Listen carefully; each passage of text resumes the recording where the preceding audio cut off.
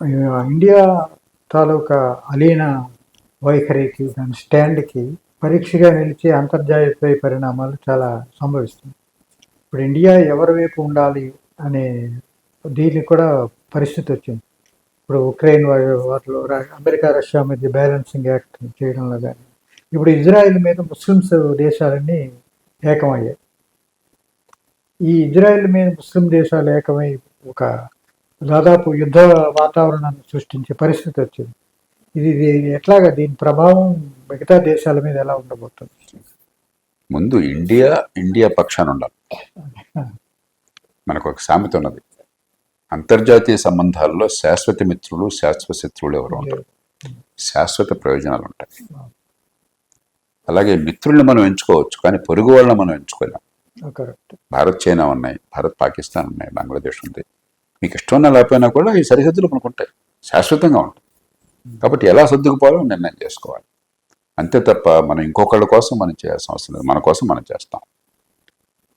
ఈ నేపథ్యంలో మనం ఈ సంబంధాలను చూడాలి. ఇప్పుడు యుక్రెయిన్ యుద్ధం అన్నది ఖచ్చితంగా రష్యా చేసింది చాలా తప్పు. ప్రపంచంలో ఎవ్వరూ కూడా ఆధునిక ప్రపంచంలో దండయాత్ర చేసి ఇతర దేశాల భూభాగాన్ని ఆక్రమించి మేము సొంతం చేసుకుంటామన్న వాదనని రెండో ప్రపంచ యుద్ధం తర్వాత ప్రపంచం తిరస్కరించింది. ఎప్పుడు ఎవరు ఏ దేశం అలా చేయలేదు. ఒక్కసారి సదాం హుస్సేన్ ఇరాక్ అధిపతిగా ఉండి ఆయన కువైట్ని ఆక్రమించుకుంటే ప్రపంచం అంతా కలిసి ఆయన్ని వెనక్కి పంపించేసింది. చివరికి ఆయన ప్రాణం కూడా పోయింది ఆ తర్వాత యుద్ధంలో. ఇప్పుడు అడపాదడప కొన్ని సందర్భాల్లో ఇంకో దేశంలోకి సైన్యం వెళ్ళారు. ఉదాహరణ మనం బంగ్లాదేశ్ విముక్తి కోసం వెళ్ళాం, కానీ బంగ్లాదేశ్ ఆక్రమించుకోవడం కోసం వెళ్ళాం. అక్కడ ప్రజలు కోరగా మాకున్న ప్రత్యేక సందర్భంలో మన సైన్యం వెళ్ళారు, బంగ్లాదేశ్ విముక్తి జరిగింది, బయటకు వచ్చేసాం. అలాగే అమెరికా కొన్ని దేశాలకి వెళ్ళింది, మరికొన్ని దేశాలు ఆక్రమించుకున్నాయి. కానీ ఆ దేశాన్ని నా భూభాగంలో సొంతం చేసుకోవడం కోసం రెండో ప్రపంచం తర్వాత ఒక్క దాఖలా కూడా లేదు.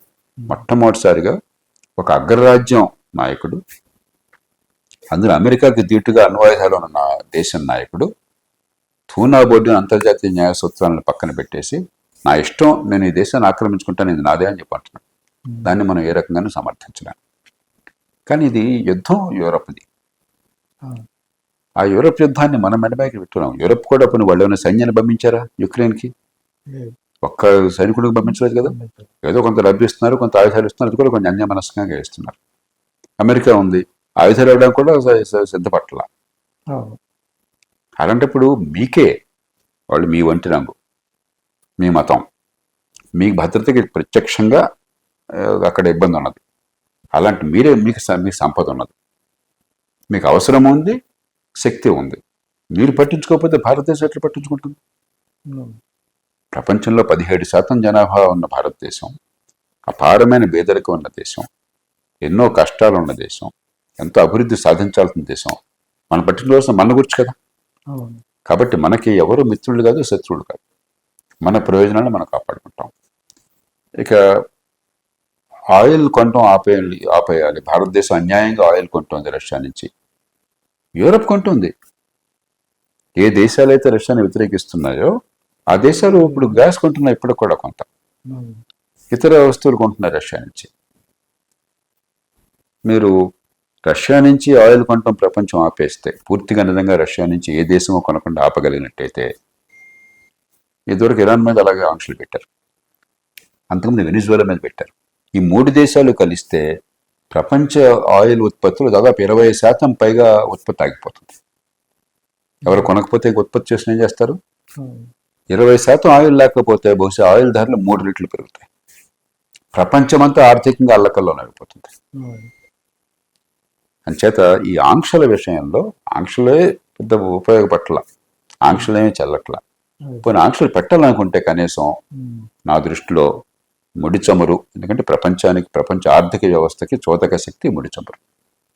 2 ఎరువులు, 3 ఆహారం, 4 క్రిటికల్ మినరల్స్. ఉదాహరణకి ఇప్పుడు ఈవేళ మీ చేతిలో మొబైల్ ఫోన్ ఉన్నది, ఈ రేర్ ఎర్త్ మినరల్స్ కానీ లేకపోతే మరికొన్ని కానీ లేకపోతే మీరు ఫోన్లు పనిచేయరు. లిథియం కనుక ప్రపంచంలో అందుబాటులో లేకపోతే మీకు బ్యాటరీలు పనిచేయవు. ఈ 4 మనం ఆంక్షల నుంచి మినహాయించాలి. అలా ఆలోచించకుండా ముందు చూపు లేకుండా అమెరికా కానీ పాశ్చాత్య దేశాలు కానీ ఆంక్షలు పెట్టి ఏం చేయాలో దెబ్బతీపమంటున్నారు. ఇప్పుడు రష్యాకి ఎలా ఆయిల్ కనుక అమ్మలేకపోతే మనం యుద్ధం ఆగిపోతుందని ఆశపడుతున్నారు. అది నిజమో కాదో నేను చెప్పలేను, కానీ ఆ వాదన సరైనది కాదు. కానీ మనం కూడా పట్టుబిడుపులు ఉండాలి మనకి. ఎందుకంటే రష్యా నుంచి ఆయిల్ కొనటమే మన జీవిత లక్ష్యం కాదు. మనకి ఏది లాభం అయితే ఆ పని చేస్తాం. రష్యా నుంచి ఆయిల్ కొంటే కొంచెం లాభం $3-4 మనకి చౌకగా వస్తుంది. అమెరికా లాంటి దేశాలు ప్రోత్సహించిన ఆయిల్ మార్కెట్లో కనుక ఆయిల్ తగ్గిపోయినట్టయితే రష్యా నుంచి వచ్చే ఆయిల్ ధరలు పెరుగుతాయి కాబట్టి మీరు కొనండి అని చెప్పారు పరోక్షంగా. కాబట్టి మనం కొన్నాం. ఇప్పుడు దీనివల్ల తీవ్రమైన ఇబ్బందులు వస్తే వచ్చే లాభం ఏంటో చూసుకోవాలి, నష్టం పేరు చూసుకోవాలి. ఎక్కువ నష్టం వస్తుంది అనుకుంటే కొనటం తగ్గించాలి, కాదు ఎక్కువ లాభం ఉందంటే కొనసాగించాలి. అంతేగాని ఎవరో చెప్పారు కాబట్టి కాదు. అంచేత మనం మన ప్రయోజనాన్ని మనం కాపాడుకోవాలి. ఇక ఇజ్రాయెల్ విషయం వస్తే మీరు అన్నట్టుగా ఇస్లామిక్ దేశాలన్నీ కలిసిపోయి ఇజ్రాయెల్ మీద దాడి అన్నది నాకు ఎక్కడ కనిపించడం జరిగే పని కాదు. కానీ ఖచ్చితంగా ప్రపంచ ప్రజాభిప్రాయం ఇస్లామిక్ దేశాల్లోనే కాదు, యూరప్లో కానీ ప్రపంచంలో చాలా దేశాల్లో కానీ ఇజ్రాయెల్ మరీ గీత దాటుతోంది, దుడుగ్గా పెడుతుందన్న భావన పెరుగుతోంది. అక్టోబర్ 7వ తేదీన జరిగినటువంటి భయంకరమైనటువంటి ఆ మారణ హోమాన్ని మానవ సమాజంలో మనసున్న ఏ ఒక్కడూ ఆమోదించలేడు. హౌతీ వాళ్ళు చేసిన టెర్రరిస్టు ఘాతుక చర్యని ప్రపంచం మొత్తం కంఠంతో నిరసించాలి, అంతకంటే రాక్షసత్వం ఇంకోట్లేదు. దానికి హౌతీల మీద దాడి చేయడం కానీ వాళ్ళని అక్కడ అధికారాన్ని తొలగించే ప్రయత్నం చేయడం కానీ సరైనటువంటి, దాన్ని ఎవరెన్ని చెప్పినా కూడా దానికి ఎవరు కాదన్నారు. ఎందుకంటే ఒక టెర్రరిస్ట్ చర్యని మరి టెర్రరిస్టుల నుంచి కాపాడుకోవడం కోసం చేసే యుద్ధంతో సమానంగా చేయడం అనేది నేను అంగీకరించను. కానీ అదే ఒక స్థితి మించిపోతే, ఒక స్థాయి దాటిపోతే, టెర్రరిస్టులను అంతం చేయడం అనే ప్రయోజనం నెరవేరడం పక్కన పెట్టేసి అమాయకుల ప్రాణాలు పోతుంటే మరి ఏనాటికి దానికి ఒక అంతం కనిపించకపోయినట్టయితే ప్రపంచ ప్రజాభిప్రాయానికి వ్యతిరేకంగా ఖచ్చితంగా ఇజ్రాయెల్కి ప్రపంచంలో ప్రజల దృష్టిలో చాలా దేశాల దృష్టిలో వ్యతిరేకత వస్తున్నది. అంతేగాని యుద్ధం వచ్చే పరిస్థితి లేదు.